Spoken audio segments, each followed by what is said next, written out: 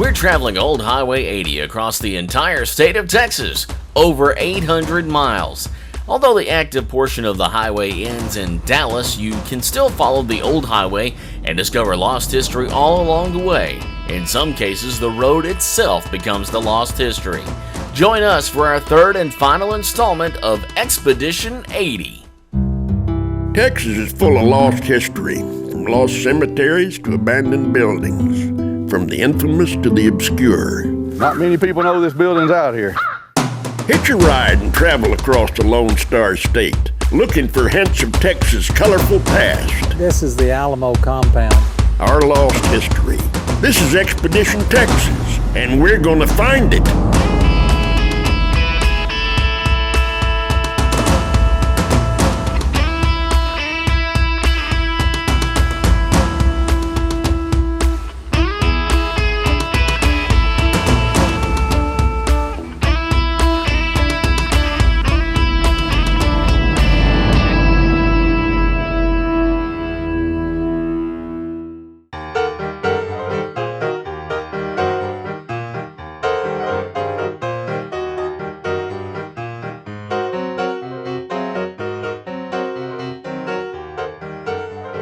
We're continuing our adventure down Old Highway 80 as we head into Eastland, Texas, where the old road for Highway 80 is now known as Highway 6, or if you're in Eastland, Main Street. A couple of interesting things here to see, though. Just off of this road is the old Bankhead Highway roadbed, plus an interesting piece of history that made national news here in 1928. Well, in 1897, they were building a new courthouse here in Eastland, and one of the kids thought that, well, it'd be kind of fun to put a horn toad in the cornerstone, so they put a Bible and all newspapers, and they say even a bottle of whiskey in the cornerstone, and they put that horn toad in there as well. Well, they sealed it up, built the courthouse, and then in 1928, 31 years later, they decided that courthouse wasn't large enough, so they tore it down to build the one that's over there now. And everybody remembered, or a lot of people remembered, that there was something unusual in that cornerstone. So 3,000 people gathered over here on the street corner for the opening of the cornerstone. And whenever they opened it, there was several preachers and the county commissioners and the county judge that were present. And one of the oil men reached into the cornerstone, into the cavity of the cornerstone, and pulled out the horn toad, which was flat and dusty and just didn't look very much alive, held it up for the crowd to see, and then all of a sudden it started wiggling. So the crowd went crazy, and of course it made national news. They even took Old Rip, they called him Old Rip because of the Rip Van Winkle story, having slept so long. They took him to visit President Calvin Coolidge and around the country to the St. Louis Zoo and several other fairs and festivals. And for 7 months later, Old Rip got pneumonia and died of pneumonia. But it just set off a craze for horned toads, or Texas horned lizards, as their official title is. Hi, are you Cecil? Well, I'm Cecil. Hi, Bob. It's good to meet you. I understand that we have a local celebrity here. Oh, absolutely. In the form of a Texas horned lizard, or as we call them around here, a horned toad. We've heard the story of how he was put in the cornerstone and how he was discovered over 30 years later, still in there, still alive and wiggling, and ended up going on tour around the country where folks could see him. But then he unfortunately passed away from pneumonia. What I want to know is, how did they determine it was pneumonia? That's what I wanted to know too. So anyway, but that's the story. He got pneumonia and then passed away, but he's still, we can still see him. Yes, he has been embalmed and placed in a little tiny velvet-lined casket over at the Eastland County Courthouse. He was embalmed? Yes. I want to know how they did that too. Right. Well, can we go see him? Yes, absolutely. I want to go see this. So we're going to head on over to the courthouse and see. Oh, look at this. I'd like to give you a little souvenir there with the Old Rip baseball cap. Look at that. An Old Rip baseball cap. I will wear this proudly for the rest of this expedition. All right. We're going to go see Old Rip. Come on, let's go check it out.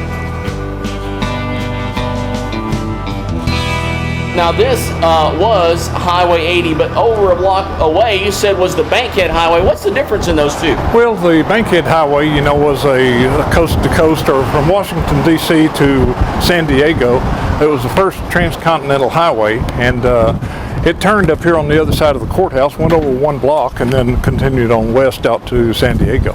And this is the cornerstone that was in the 1897 courthouse that was opened in 1928. As you can see, there's a cavity right here that contained the Bible and old rip. This is the actual stone that was in the old courthouse. That's the actual stone. And this is where he was. Yes, sir. And this was the original monument that the casket was in for Old Rip.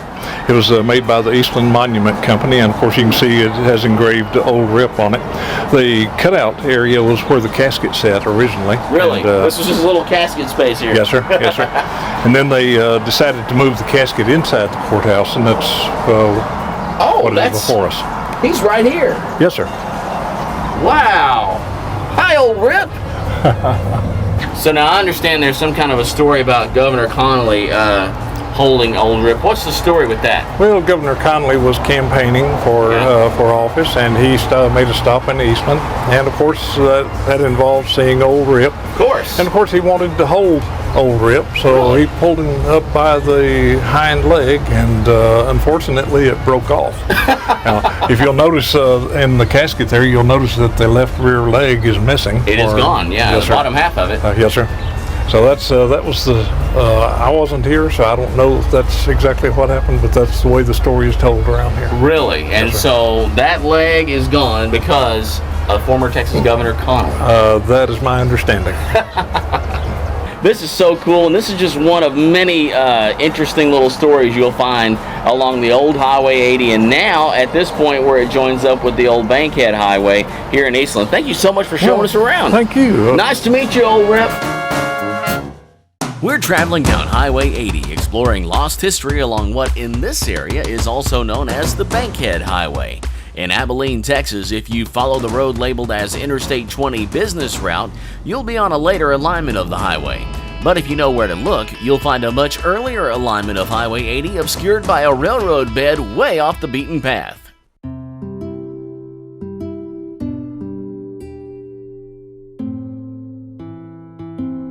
Well, it took a little searching to find it, but out here west of Abilene, Texas, we were able to find the original roadbed for the old Highway 80. Now, just broken planks of concrete out here in the middle of someone's field. But as is always the case with Highway 80, a set of railroad tracks right beside us. We've taken another exit off of Interstate 20 to hit the old portion of Highway 80 again to come into downtown Colorado City. Now, if you'll remember back in Season 1, we came here before to see the old Baker Hotel here. Mitchell County was established in 1881. In 1882, Colorado City was established, and it is definitely the Old West personified. Still a lot of the town there that is very much like an Old West town. The Baker Hotel came in sometime later. The train would come through and let people off, and the Baker Hotel was the epitome of first class back in its day. This whole structure here that filled in this little L shape was actually collapsed. All the walls, all the ceilings. You wouldn't really be able to tell it. We're actually standing in the kitchen area. The kitchen led out to a fantastic dining room, a huge foyer. We have the safe over here. And you can tell the original foyer area by the polished marble across the floor. Still here in many places. So you have to watch your step. But going upstairs now. We are heading upstairs. This is a 5-story building, 68 rooms of, at the time, were some of the most modern amenities known to hotel systems. So. If I remember correctly, it's down this way here. Oh yeah, there it is. Doesn't look very different from when we were here. That was in 2012 that we came. It was the very first season of the show.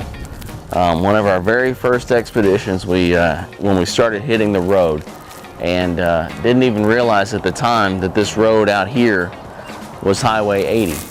But it is, and I have some fond memories of the fire escape here, because it was on this fire escape at the very top where there's a ladder that hangs over that Amy, who was our guide at the time, climbed straight up that and went onto the roof, and then I somehow was expected to be able to climb that with the camera and go up there and get some shots from the roof of the Baker Hotel.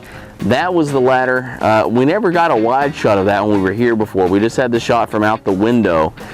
So you don't get an idea until you pull out and look and see really how high up that is. I think that's the 5th story up there, going up onto the roof. That ladder is sort of draped over the top. It's not attached at the top or the bottom on that fire escape, and so we were going up this wobbly ladder that I wasn't real sure was going to hold us, but we got up there, and we didn't have, the cameraman did not go. We were on our own, but there's the ladder, and that's kind of the wide shot that we, you know, back in the early days of Expedition Texas, it was kind of just grab a camera and take off and go shoot what we can, and that's how we got the Baker Hotel in the first season of Expedition Texas. We're traveling across the state of Texas on Old Highway 80. Highway 80 follows the same path as Interstate 20 for much of our trip, along the alignment of the old Bankhead Highway, an auto trail that was one of the very first cross-country routes. As we head into West Texas, to see the old portions of Highway 80 that still exist, we need to exit where we see the Interstate 20 business signs. Our next stop is to learn about the world's first rodeo, held in Pecos, Texas. Hello. Hi, come on in. Dorinda, how are you? I'm Bob Malden with Expedition Texas, and we're in a real saloon right now. That's right, we're in a saloon, 1896 saloon. Most of this furniture is original to it. You even see bullet holes on the wall. Really? Even bullet holes on, I mean, this place is authentic. Yes, if the walls could speak, very interesting. Now tell me, I understand that the world's first rodeo took place right here in Pecos, Texas, and this saloon might have had a little bit to do with it. Correct. You know, the cowboys would come into town once a month after they got paid, and after drinking a little bit of beer here and there, they would get to argue with other local cowboys and say, oh, I can ride better than you, I can road better than you. So there was an argument going with the different ranches, and they said, why don't we settle this? Let's have a gathering. They didn't call them rodeos back then. Yeah. They called them roundups, carnivals, and all these things. So they decided, well, when would be a good time? July the 4th. Nobody's working. Right. Everybody has a holiday. That would be the time to do it. And so July 4th, the first rodeo, it wasn't called a rodeo though.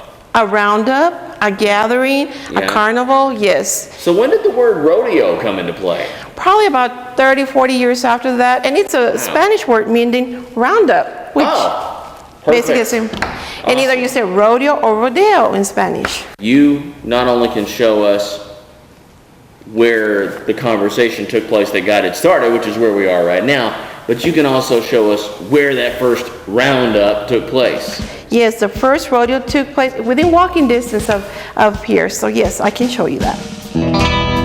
Okay, well this is the location of the first rodeo that was held July 4th, 1883.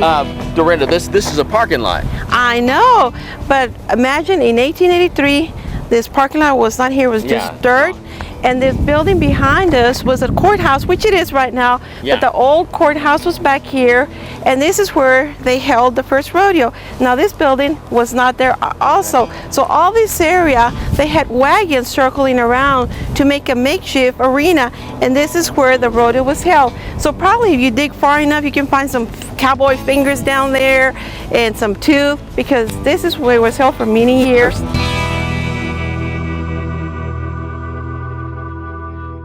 Coming up next, we'll conclude our trip down Highway 80 through the desert to El Paso, Texas and beyond to the New Mexico state line. We're traveling west across the Lone Star State on Old Highway 80. After Dallas, finding the original alignment of the road becomes a bit of a chore. Interstate 20 follows Old 80 until just a little after Pecos, Texas, where it merges with Interstate 10. From there, I-10 follows the Old Highway 80 until Fort Hancock, Texas, where the interstate takes a slightly different route. Right behind me is Interstate 10. Now we're near Fort Hancock, Texas, and there's an exit right there where you get off onto Highway 20. Now, Highway 20 used to be the old Highway 80. It's right out here. We're going to hit the highway now and follow it all the way to the New Mexico state line.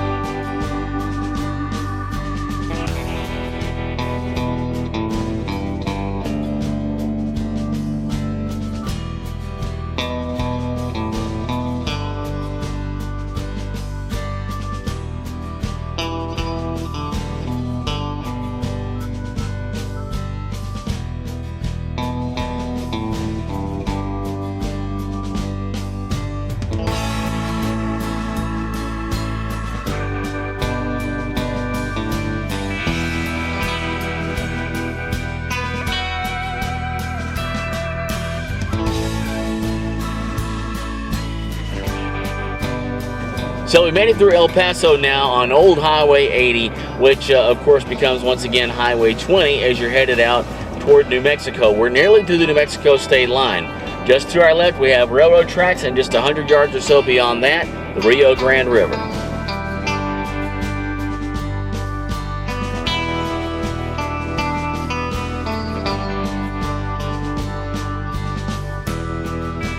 We've traveled all the way across the state of Texas on Old Highway 80, from the Louisiana state line at Wascom, Texas, all the way here to the New Mexico state line at Anthony.